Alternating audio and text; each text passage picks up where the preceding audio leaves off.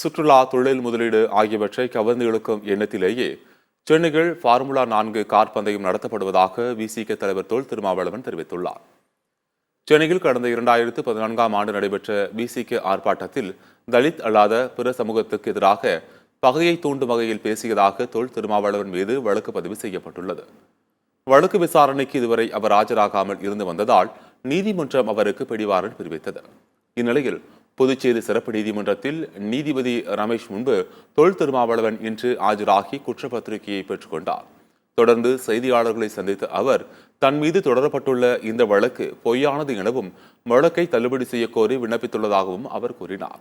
வதந்திகளை பரப்பி திமுக கூட்டணியில் விரிசல் ஏற்படுத்த நினைக்கும் சிலரது எண்ணம் பழிக்காது என குறிப்பிட்ட அவர் உரிமை தொடர்பாக எழுப்பும் குரல் வேறு, கூட்டணி தொடர்பாக கொண்டுள்ள நிலைப்பாடு வேறு என்றும் தொல் திருமாவளவன் விளக்கம் அளித்தார்.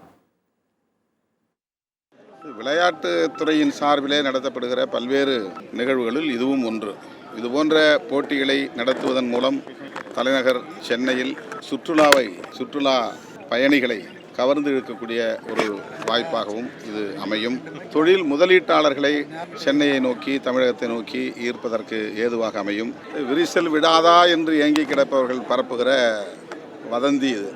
விடுதலை சிறுத்தைகள் அங்கம் வகிக்கும் திமுக கூட்டணி கட்டுக்கோப்பாக இருக்கிறது. எங்கள் உரிமை தொடர்பாக நாங்கள் எழுப்புகிற குரல் வேறு, கூட்டணி தொடர்பாக நாங்கள் கொண்டிருக்கிற நிலைப்பாடு என்பது வேறு.